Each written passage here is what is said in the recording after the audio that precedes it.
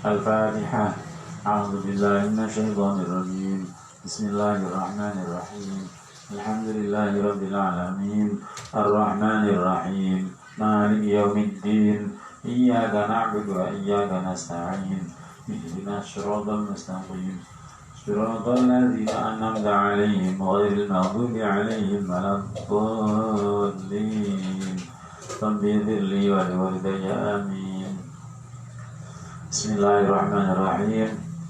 Alhamdulillahirabbil alamin wassalatu wassalamu ala asyrofil anbiya'i wal mursalin sayyidina wa maulana Muhammadin wa ala alihi wa sahbihi amma ba'd. Bismillahirrahmanirrahim.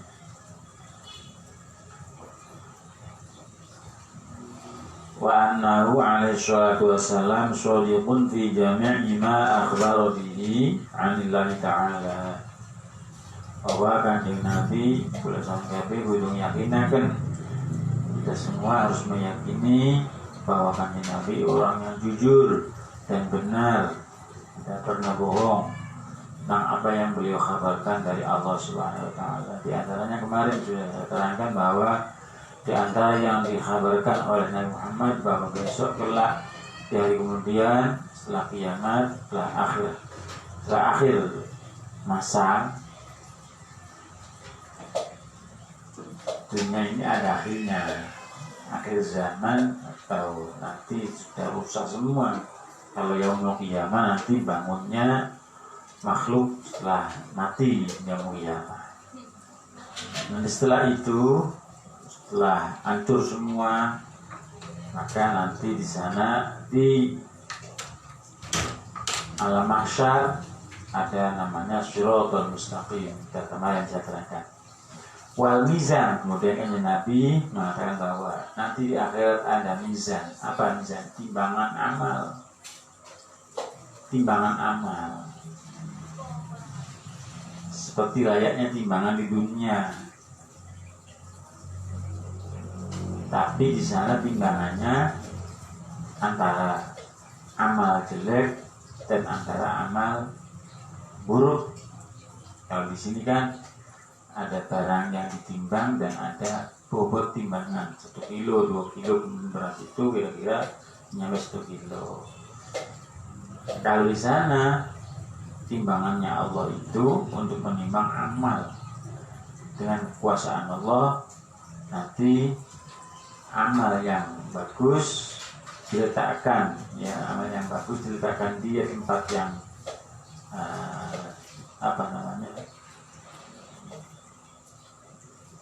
yang terang, telah ditempatkan di tempat yang terang, sementara amal jeleknya ditempatkan di tempat yang gelap.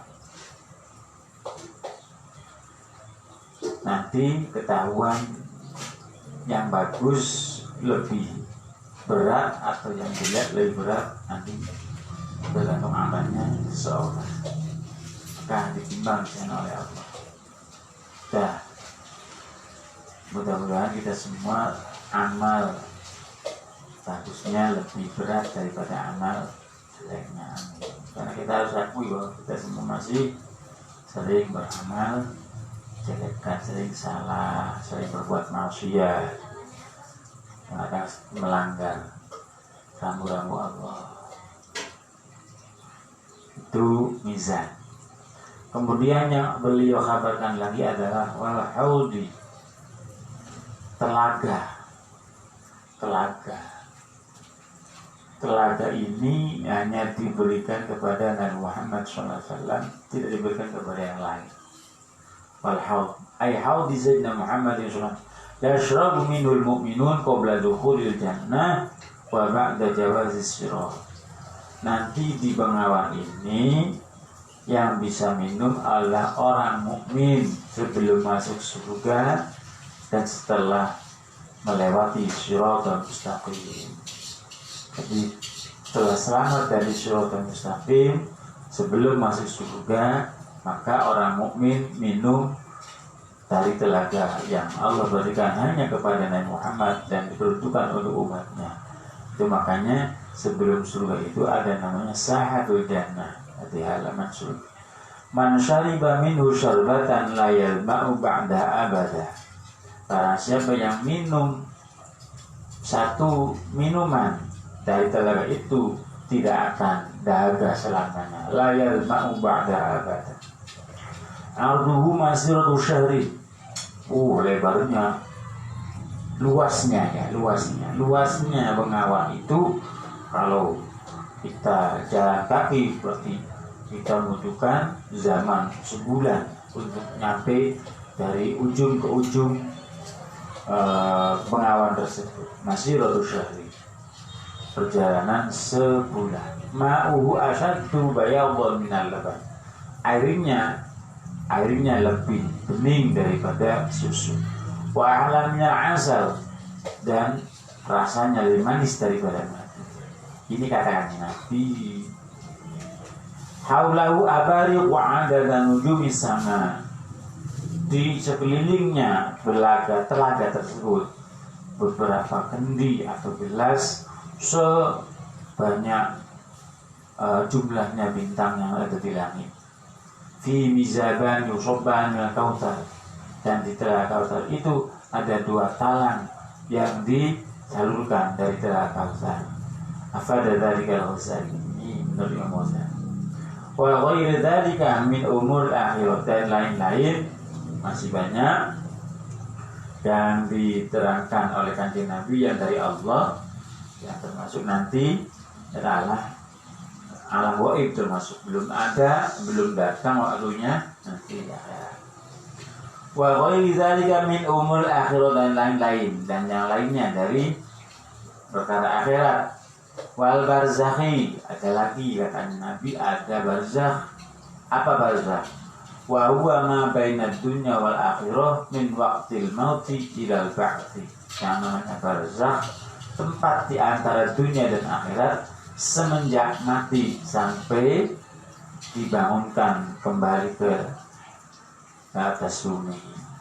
Yang itu bahasa itu tempat di antara dunia dan akhirat, waktunya setelah mati. Jadi orang mati itu hidup kembali di alam barzakh, menunggu sampai al-ba'tsu yaumul ba'tsi, dibangunkan dari alam kubur. Faman mata faqad dakhala fil barzakh. Barang siapa mati pasti masuk alam barzakh.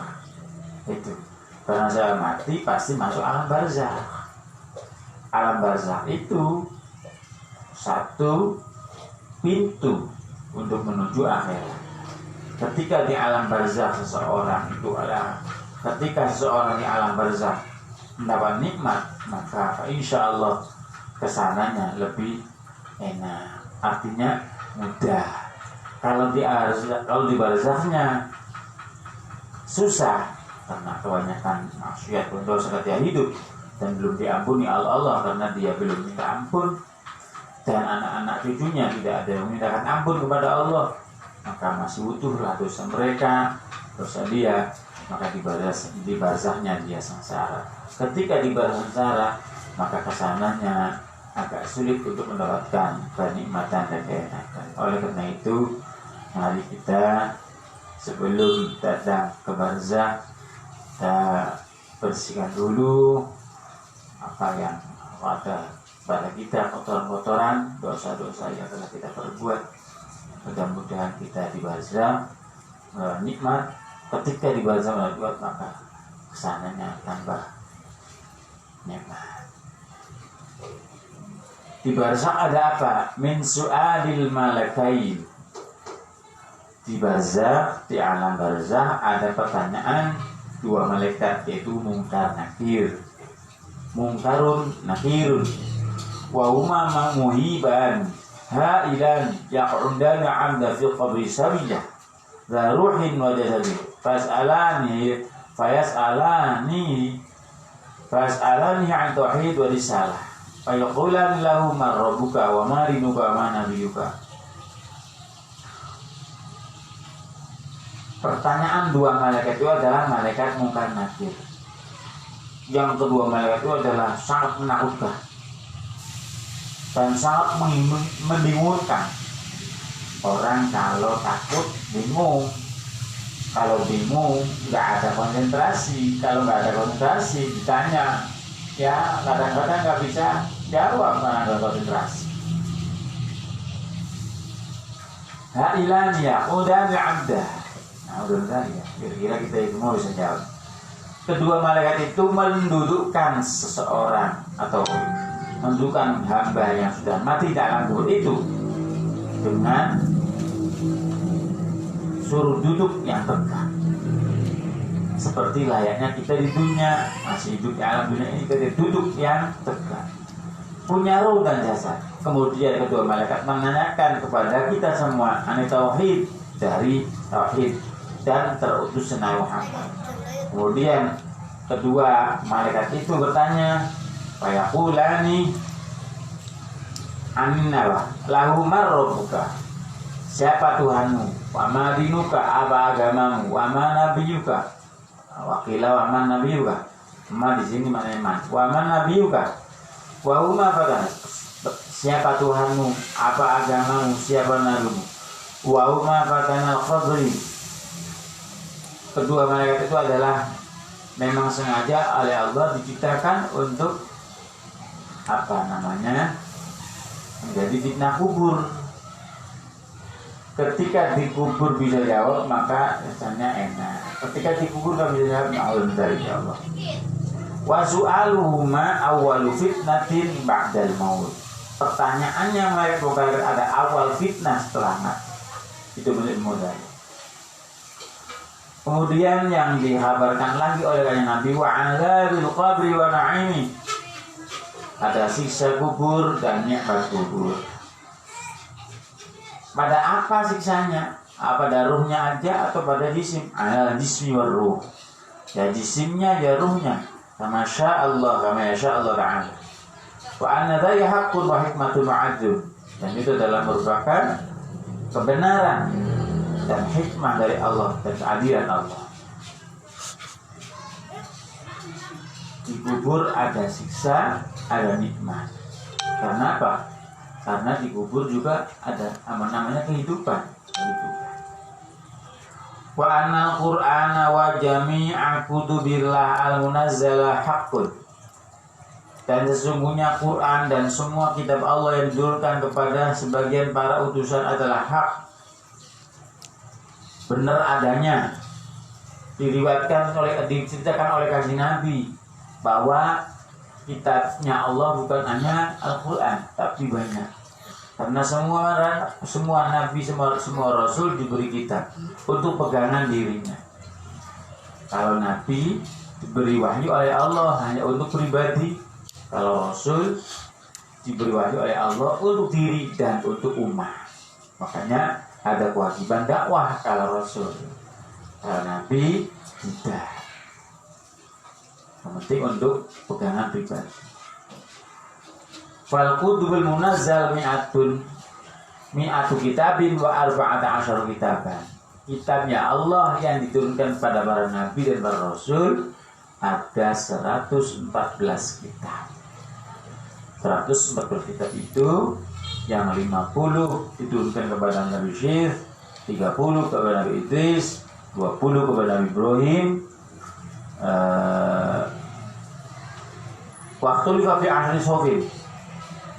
Dan yang 10 suhuf ini diperselisihkan. Kenapa? Ada yang mengatakan 104 karena yang masyhur adalah 104. Di sini 114, maka yang 10 diperselisihkan. Jadi yang masyhur adalah 104. Yang 10 suhuf ini wakilah nuzilat ala Adam. Menurut sebagian pendapat diturunkan oleh Nabi Adam. Wakilah ala Musa qabla Taurat. Menurut sebagian lagi diturunkan kepada Nabi Musa sebelum Taurat. Wa nuzilat at-Taurat ala Musa wal Injil ala Isa wa Zabur ala Daud wal Furqan ala Muhammad. Dan kitab Taurat diturunkan kepada Nabi Musa, Injil kepada Nabi Isa, Zabur Nabi Daud, Al-Quran kepada Nabi Muhammad. Dan wal malaikatu hakun tadi, wa anna Qur'an wajib wa jami'a kutubillahi al-munazzal haq. Bahwa kitabnya Allah yang ada tersebut adalah hak adanya. Wal malaikatu hak, malaikat juga ada hak, betul, ada. Allah menciptakan malaikat tidak sama dengan kita bahannya, maka tidak sama bentuknya. Ada. Qala Syah al-Laqtani wal malaikatu ajsamun latifatun nuraniyatun tadharu fi suwarin syarifatin mukhtalifah wa taqwa ala af'ali syaqqa hum ibadun mukramun yu'adhibuna ala ta'a wa ibadah la yusibuna bil dhukurah awil unutah. Malaikat adalah jisim yang lembut, nuraniyah, yang dari nur Allah menciptakannya. Tadharu fi suwarin syarifah mukhtalifah, dan tampak pada bentuk yang mulia dan berbeda-beda. Maka itu bisa berbentuk segala-gala, bisa berbentuk macam-macam, tapi bagus-bagus. Dan hamba Allah yang sangat kuat dan tidak pernah maksiat kepada Allah, dan tidak bisa disebutkan laki-laki dan perempuan. Artinya apa? Tidak ada malaikat laki-laki atau perempuan. Wallahu a'lam. Jadi apa? Pandu, bukan. Kalau manusia tidak laki-laki, tidak perempuan, itu waridah. Kalau malaikat enggak. Allah tidak memberikan nafsu pada mereka. Wa yadharu minna af'al ma'jibah min al-mu'min wal kafir wal muti' wal 'asi wa syayatin ajsamah. Insyaallah. Wa hum rusulullah ila anbiya'ihi wa umanu ala wahyi. Malaikat adalah utusan Allah kepada para nabi. Jadi diutus untuk untuk mendatangi para nabi, masuk malaikat Jibril. Malaikat Mikail ditugasi oleh Allah membagi rezeki dan menurun hujan. Sering bersuara dari Nabi. Wal jannatu haq, yang dikhabarkan kepada Nabi oleh Nabi juga adalah surga, bahwa surga adalah ada, betul adanya. Qala Abdurrahman fi nuzhatil majalis awal jinan darul jalal minal lu'lu'il abyad.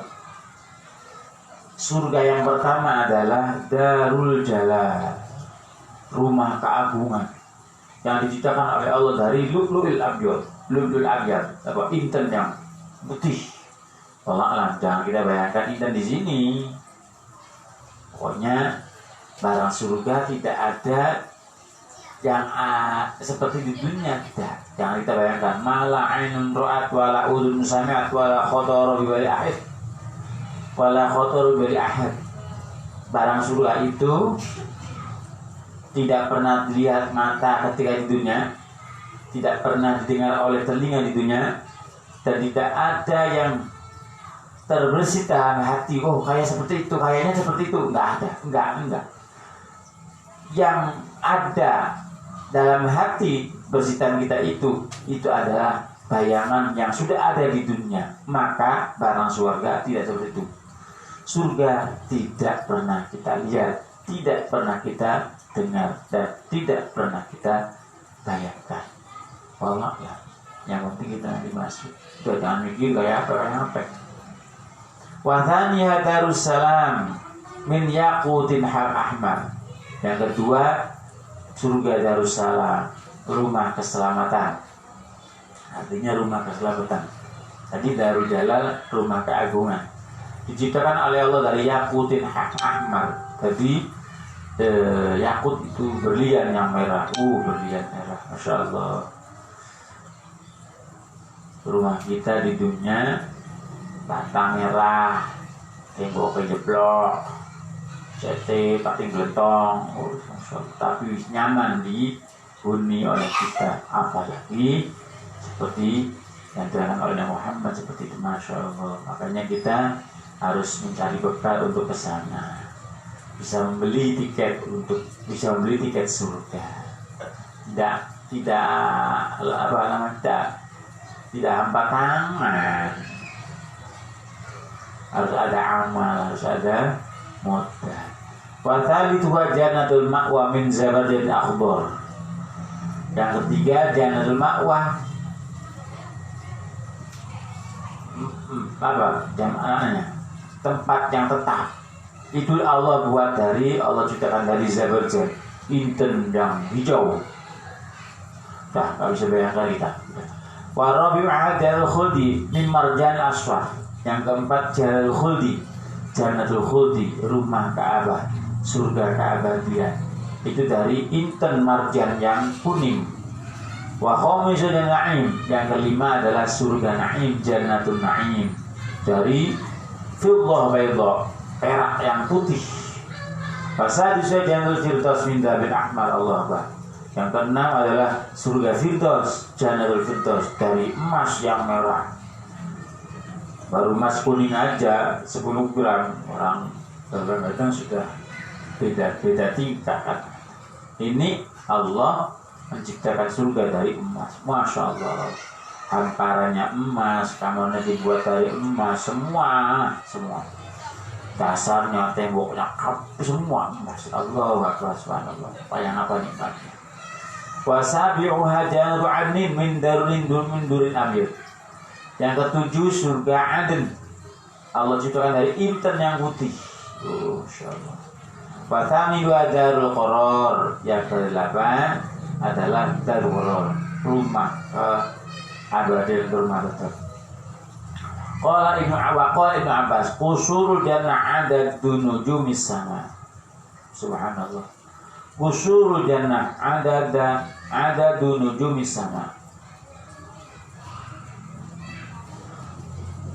Rumah hunian yang ada di surga itu sebanyak lintang yang ada di langit. Pengawannya sama jumlahnya seperti bintang yang ada di langit. Wa fiha nahrun yuqalu narur rahmah yajri fi jamil jinan. Dan di surga ada satu pengawan yang disebut nahrur rahmah. Yang pengawan ini mengalir ke semua surga yang ada 8. Mudah-mudahan kita menjadi orang yang mendapat rahmat, dimasukkan ke dalam surga. Amin ya rabbal alamin. Wan naru haqqun. Kata Nabi Muhammad, neraka juga benar adanya, hak. Qala Nasr as-Samarqandi fi Tambil Ghafilin, lin niran la sab'atu abwab. Likulli babin minhum juz'un maqsum min ar-rijal wa nisa maftuhatun ba'du asfal min ba'd min babin ila babin masir 70 sana. Kata Syekh Nasr as-Samarqandi dalam kitab Tamil Ghafilin bahwa neraka itu punya pintu 7. Ada 7 pintu. Ada bagiannya masing-masing, dari orang laki-laki dan perempuan tidak sama masuknya. Ada yang masuk dari pintu pertama, ada yang masuk dari pintu kedua, tergantung dosanya. Na'udzubillah dari satu pintu ke pintu yang lain itu jaraknya 70 tahun. Allahu Akbar, Allahu Akbar. Jarak tempuh antara pintu pertama dan pintu yang kedua itu membutuhkan waktu 70 tahun. Al-babul aswafil munafikun, pintu yang paling dasar. Subhanallah, subhanallah. Kalau surga bukan tumpuk-tumpuk ya, kalau surga jejer. Kalau neraka, wallah ya, surga kayak apa, wallah ya. 8 pintu itu ya sama, tapi nanti di dalamnya beda amal, beda balasan oleh Allah. Maka surga itu beda-beda karena amalnya orang beda-beda. Neraka juga sama. Antara yang pertama dan yang kedua itu jaraknya 70 tahun. Kalau kita jalan kaki. Pintu pertama adalah yang memasuki orang-orang munafik. Wa man kafara min ashabil Maidah wa ali Fir'aun. Pintu pertama yang masuk adalah orang munafik dan orang kafir dari ashabil Maidah, yaitu waktu zaman Nabi Isa dan keluarga Fir'aun. Pintu pertama dari neraka ini namanya Al-Hawiyah, ismuhu Hawiyah, neraka Hawiyah. Itu neraka lawangnya lawang yang paling sor, intip berarti ya, intip. Lawang yang paling sor, paling dasar, paling panas luar biasa itu. orang munafik. Bahwa orang munafik itu lebih jahat, lebih bahaya daripada musuh. Orang munafik kelihatannya tidak musuhi, padahal musuhi luar biasa. Munafik. Dan Nabi aja pernah terjebak. Kenapa di perang Uhud yang Nabi kalah? Itu karena gara-gara orang munafik. Ketika kanjeng Nabi mengajak perang, gayanya, ya Muhammad, ya Rasulullah, ya. Tengah jalan mengajak temannya suruh pulang lagi. Jangan nuruti Muhammad. Ya kalau kita hidup, kalau kita mati, kalau kita mati, istri kita janda, anak kita yatim. Ya hasil dari itu makanya banyak yang pulang lagi. Makanya kan Nabi termasuk kekalahannya itu gara-gara orang munafik.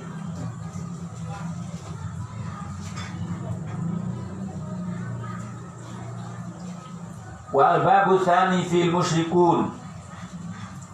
Pintu yang kedua yang akan masuk adalah orang musyrik. Ismuha al-jahim.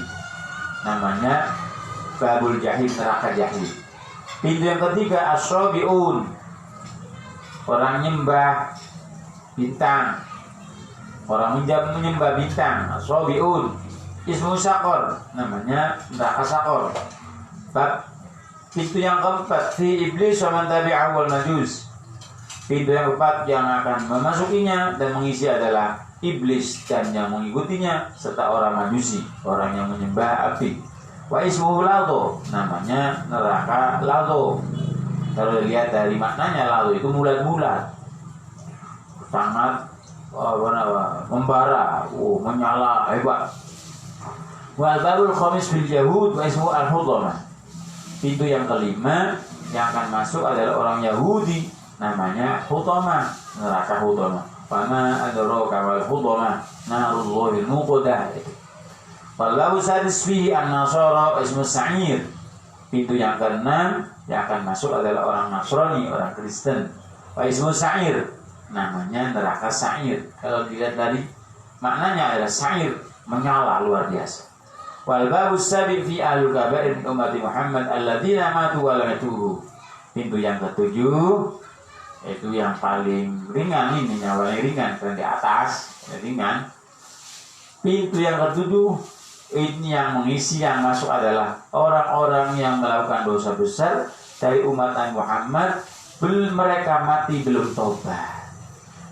Kalaupun umat Nabi Muhammad melakukan dosa besar atau banyak dosanya, tapi sebelum mati tobat, maka diampuni semua, tidak masuk dalam kategori ini.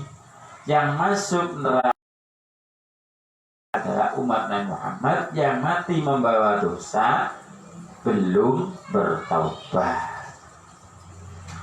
Wa amma jahannam fa hiya ismun limajmu'iha. Adapun kata jahanam itu untuk semua neraka, pokoknya jahanam. Nama jahanam itu neraka itu. Tapi namanya beda-beda. Awiyah, Sakor, Lagu. Itu jahanam itu nama untuk kesemuanya jahanam. Artinya apa? Artinya neraka itu aja. Wa jami'u ma ja'a bi sayyidina Muhammad sallallahu alaihi wasallam, dan semua apa yang datang, semua apa yang dibawa oleh Muhammad adalah betul adanya, termasuk kisah Isra Mi'raj. Kal Mi'raj di jaladihi sallallahu alaihi wasallam samawati ba'da Isra ila Baitul Maqdis.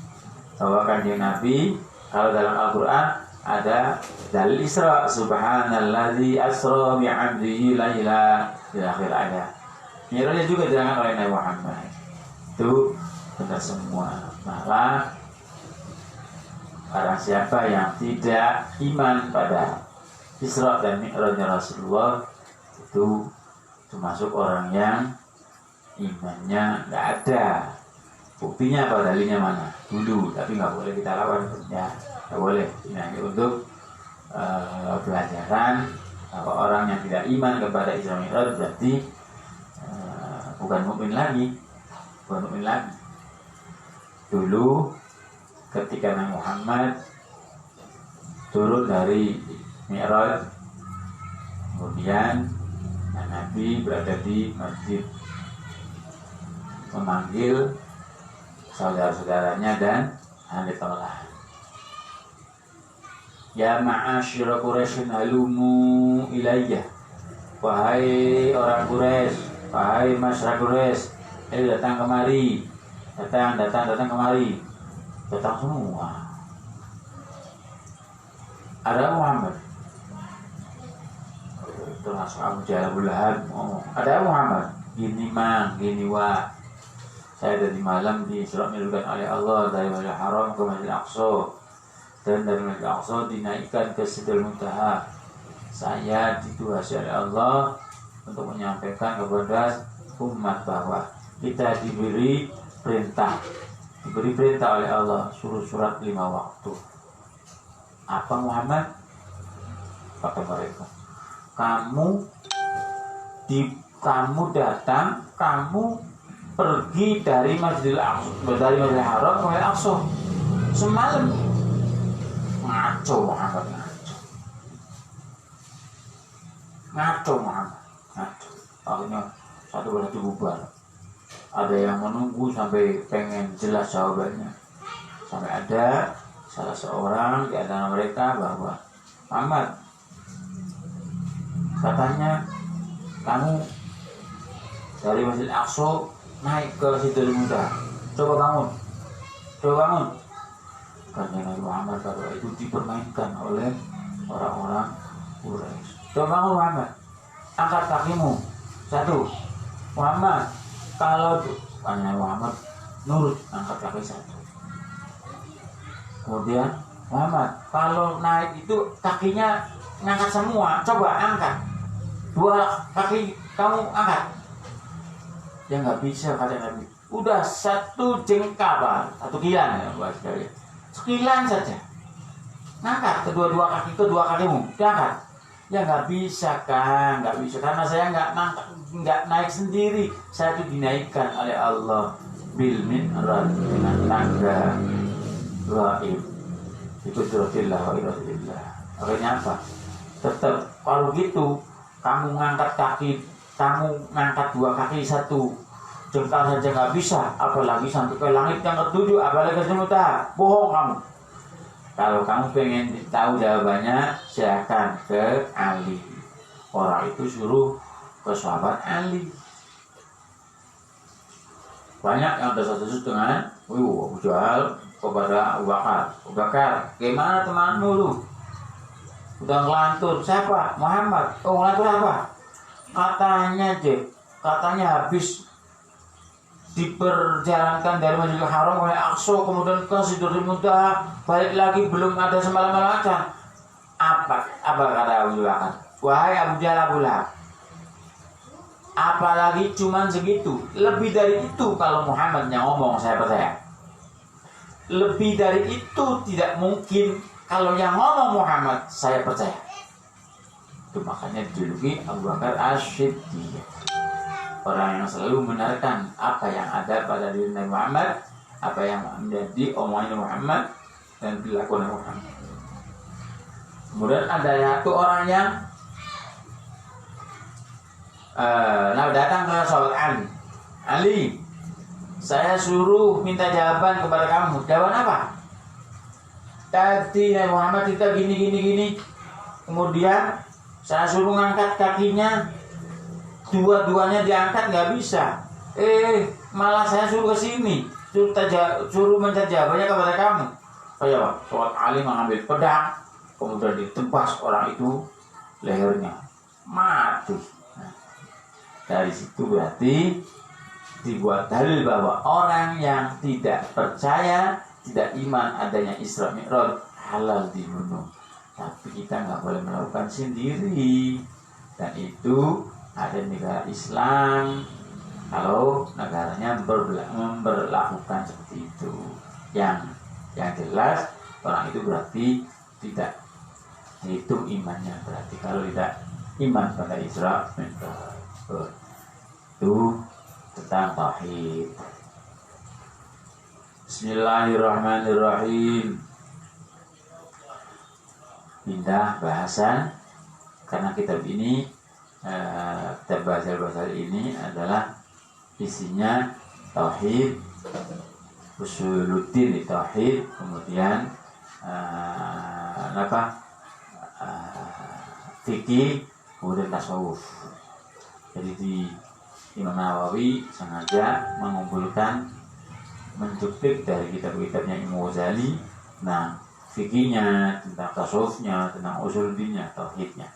Sekarang udah tauhidnya udah, sekarang menginjak ke fikih. Bismillahirrahmanirrahim. Furudul wudu'i sittatun. Fardunya wudu ada 6. Fakot.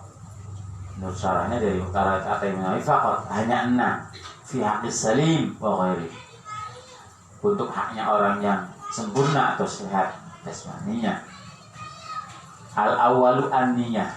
Yang pertama adalah niat. Niyatu raf'il hadathi ay raf'i hukmi kahurmati nahwi sholah, yaitu niat menghilangkan hadas, yaitu menghilangkan hukumnya hadas. Seperti yang sudah kita pelajari, diberitahu oleh guru-guru kita dulu semenjak kita masih kecil. Nawaitul wudu'a li raf'il hadathil azhari fardhon lillahi ta'ala. Tapi kita harus tahu bahwa niat semuanya adalah dalam hati dan dilakukannya adalah berbarengan dengan awal ibadah. Karena awal ibadah wudu adalah membasuh wajah, maka niat wudu harus bareng ketika membasuh wajah. Kalau nawaitu yang diucapkan oleh kita itu adalah sunnah. At-talaffu dalam kitab Sabinakah, dalam kitab Sabitra kan at-talaffu biha sunnatun, melafatkan bahasa niat hukumnya sunnah. Yang wajib adalah dalam hatinya itu yang bisa mengesahkan ibadah kita. Niat apapun adalah dalam hati, berbarengan dengan awal-awalnya. Kalau puasa beda. Aslinya juga puasa sebenarnya niatnya awal bareng ketika tulu'ul fajr shadiq. Tapi karena berat, tidak semua orang bisa mengetahui keluarnya fajar shadiq. Ya, yang tidak tidur, yang tidak tidur aja kadang-kadang nggak tahu. Iya, kalau mendung itu repot. Makanya kata Allah, inna ma'al usri yusra.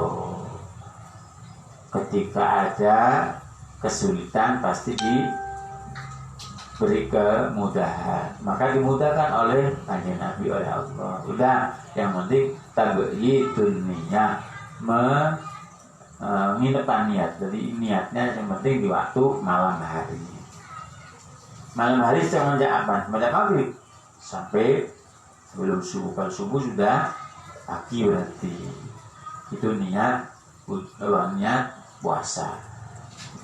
Karena sulit maka dimudahkan oleh Allah. Tapi yang lainnya harus bersamaan dengan awal melakukan ibadah. Karena awal ibadah wudu adalah membasuh wajah, maka niat itu harus bareng ketika membasuh wajah. Asani ghusl wajhi, yang kedua adalah membasuh wajah. Kata membasuh berarti bukan musah, berarti ada aliran air. Karena ghusl itu ada aliran air. Yang wajib dibasuh wajah itu seberapa? Wahadduhu min manabiti sya'ri ra'si ila muntahal lahyain. Fadzaqani tulan wa 'ardan minal udhuni ila udhun. Wajah yang dibasuh, ini batas wajah. Dari tempat tumbuhnya rambut kepala, berarti ini kan dahi, kemudian di atasnya ini namanya tempat tumbuhnya rambut, dari sini sampai lahyain.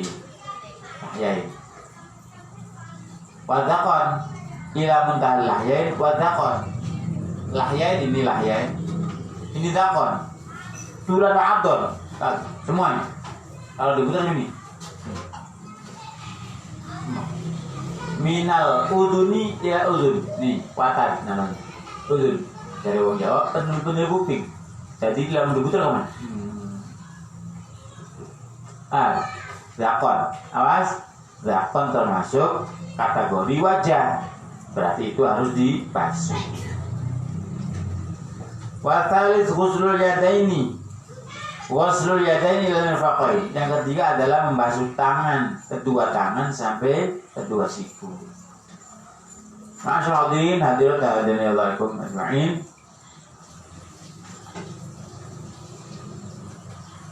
Membasuh tangan ini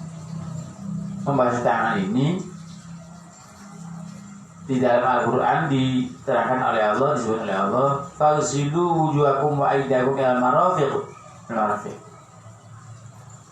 Allah menyuruh ketika wudu kita membasuh tangannya sampai marafiq. Berarti marafiq itu harus basah.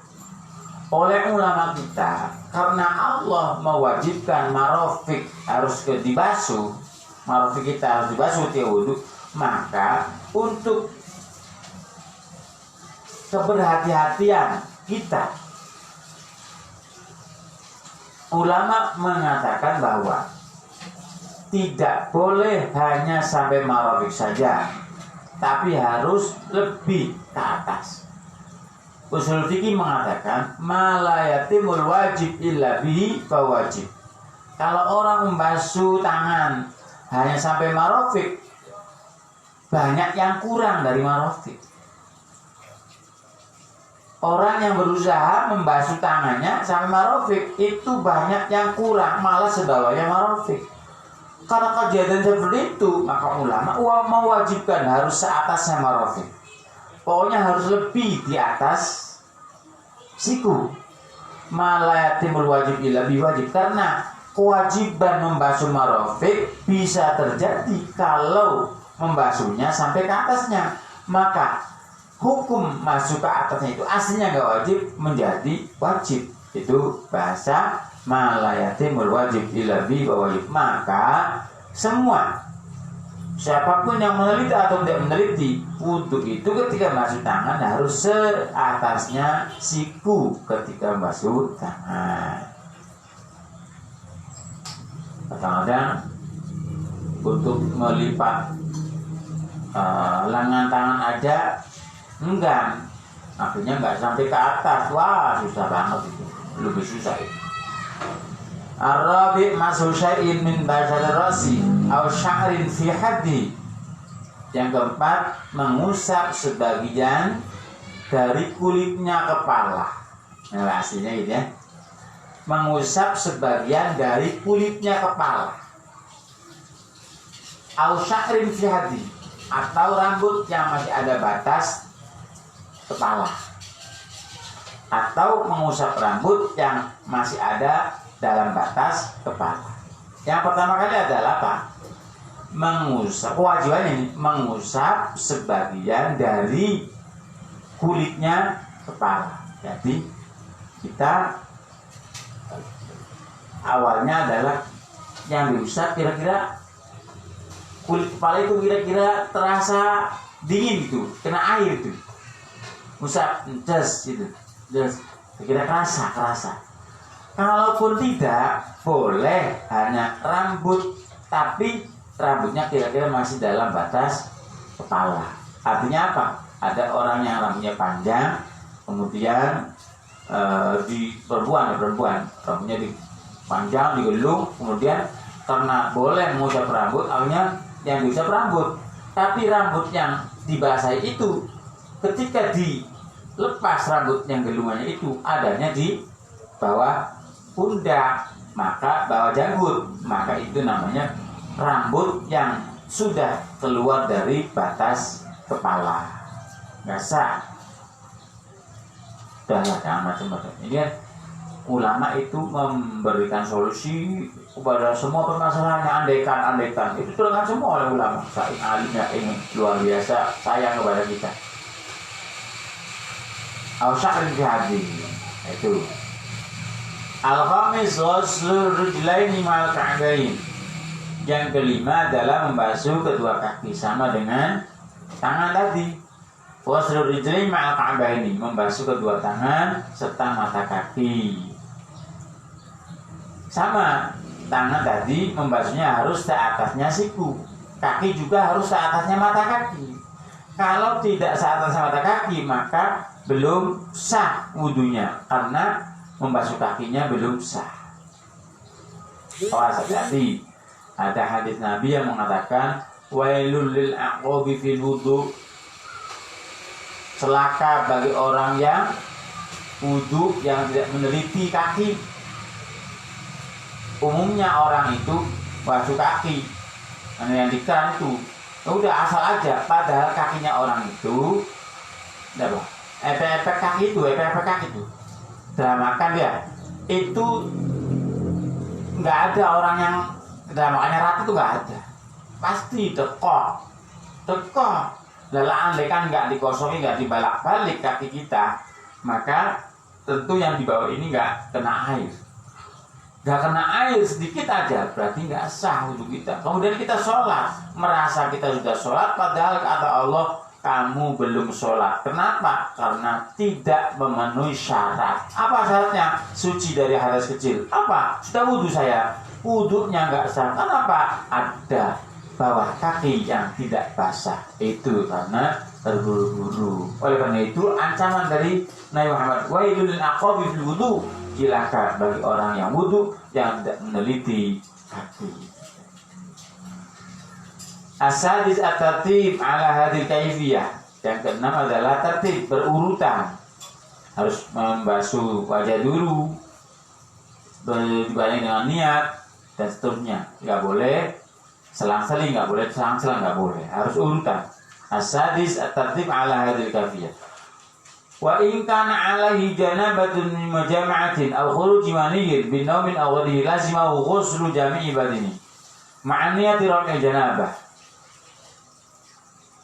Andaikan pada seseorang itu ada hadas janabah disebabkan campur dengan suami istri atau keluar mani, baik tidur atau lainnya, maka wajib membasuh seluruh badannya. Artinya ini mandi, wajib membasuh seluruh badannya.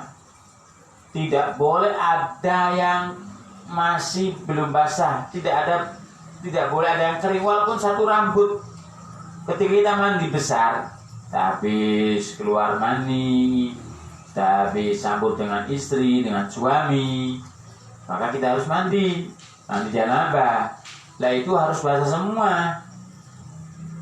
Kalau sampoannya nggak wajib, tapi wajib membasahi semua, harus membasahi. Biasanya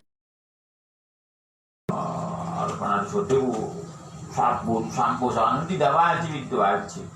Yang wajib membasahi seluruh tubuh, walaupun rambut satu tidak boleh ada yang ketinggalan, harus basah semua.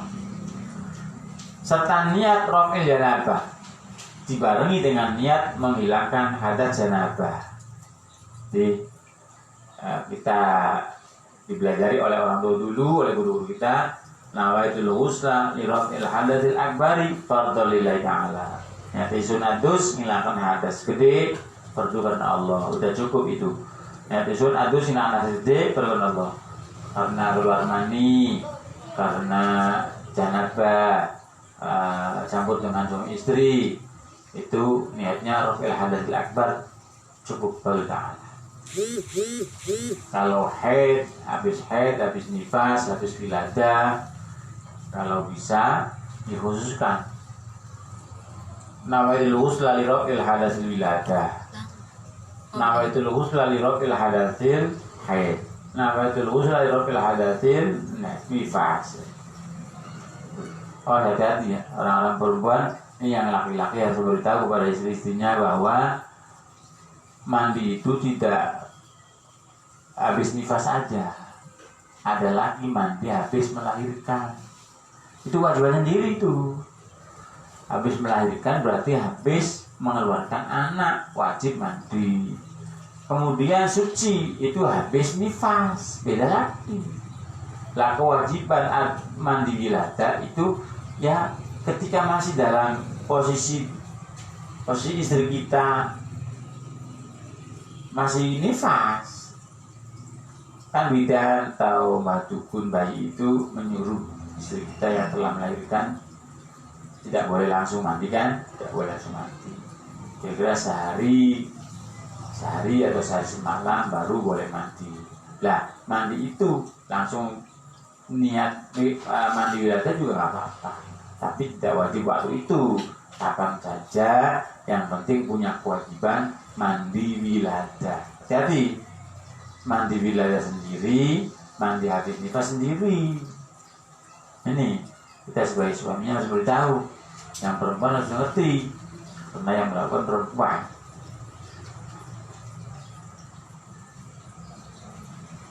Saya ulangi, andaikan punya hadas janabah sebab jima, campur suami istri atau keluar mani, sebab tidur atau lainnya, maka wajib mandi beserta niat menghilangkan hadas janabah. Wayang kidu al wudu al kharij min al qubuli aw duburi ala makana. Dan yang bisa merusak wudu adalah al-kharij min al-qubul al-dubur ala makan. Sesuatu yang keluar dari dalam depan atau belakang, apapun yang ada. Artinya ada apa? Apapun bentuknya pun yang ada, apapun yang keluar. Sesuatu yang keluar dari dalam depan atau belakang, apapun bentuknya, apapun wujudnya, walaupun tidak biasa keluar dari dalam depan dan belakang, tapi keluar itu bisa membatalkan wudu. Yang umumnya kan kalau dari dalam depan belakang, ya seperti kita biasa lakukan, air kencing, darah kalau perempuan, kemudian dari belakang berak, itu. Andaikan kok ada sesuatu yang keluar, angin, betul. Itu yang sudah kita biasa mengeluarkan dari belakang itu tuh. Tapi andaikan ada sesuatu yang tidak biasa kok keluar dari depan ke belakang, maka tetap punya batal. Contoh, anak wong pengen nguju lara bisa sakit banget, akhirnya kok keluar tuh batu keluarnya, nggak ada air sama sekali, keluarnya batu, tetap batal wudunya. Pokoknya apapun yang keluar dari depan atau belakang itu merupakan wudu. Wa yumkidul wudu aidon zawal akli binaumin aw ghairi illa nauma mumakin maq'adatu min audi. Dan yang batal wudu juga di antara yang membatalkan wudu lagi adalah hilangnya akal sebab tidur atau lainnya. Aslinya orang tidur tidak hilang akalnya, tapi seperti orang yang hilang akalnya. Kalau orang tidur adalah akalnya ditutup oleh Allah, ditutup. Kenapa? Mata nggak bisa melihat, hidung nggak bisa mencium, no. Mata nggak bisa melihat, hidung nggak bisa mencium, telinga bisa mendengar, maka otaknya nggak jalan. Makanya orang yang akan sempurna itu karena apa? Ada dari indera ini yang berfungsi. Andaikan nggak berfungsi, ya akalnya akan hilang, tutup. Dan orang tidur itu ketutup, bukan hilang. Aslinya seperti itu. Tapi makanya beda dengan yang hilang akalnya total sebab nggak tidur. Wudu juga bisa batal sebab hilangnya akal. Hilangnya akal bisa membatalkan wudu. Binaumin awali, binaumin sebab tidur. Dicarakan walaupun tidak hilang akalnya, tapi masdur akli, tertutup akalnya, tetap membatalkan. Awali atau lainnya berarti gila dan lainnya. Illa nauma mumakin maq'adatu min aldi. Kecuali tidurnya orang yang menetapkan pantatnya pada bumi itu tidak batal. Jadi orang tidur, orang punya wudu, kemudian tidur, duduk menetapkan pantatnya di tempat duduk, Maka selama tidak terangkat padatnya, maka walaupun ngeces, baru ngeces, tetap itu beli batal. Tapi tutup ya, tutup. Tapi kalau berdiri batal. Contoh orang sholat subuh, saking ngantuknya, kemudian imam baca Fatihah nggak denger, imam baca surat nggak denger, tahu-tahu dengernya imam Allahu Akbar ruku, dia baru sadar, berarti tadi tidur, tidurnya berarti berdiri, untungnya nggak jatuh, untung nggak belaga, itu batal wudunya. Batal kenapa? Tidur tidak duduk, harus sadar sendiri, kita harus mencari. Nih, ada tidur, ada ngantuk, bedanya apa? Supaya kita tahu nanti kita batal nggak. Kalau tidur tidak mendengar suara sama sekali. Kalau ngantuk masih mendengar suara walaupun nggak paham itu suara apa dan dari siapa, itu namanya ngantuk. Kalau ngantuk nggak membatalkan puasa. Alamatun nu'asi simam kalamil hadirin wa illam yafhamhu. Jadi ciri-cirinya ngantuk adalah masih mendengar omongannya orang yang ada di situ, sekalipun nggak paham omongannya siapa dan ngomong apa, tapi masih bisa mendengar, maka itu namanya ngantuk. Lah kalau ngantuk tidak membatalkan wudu, kecuali tidurnya orang yang menerapkan panjang waktu ini. Wallahu a'lam bishawab.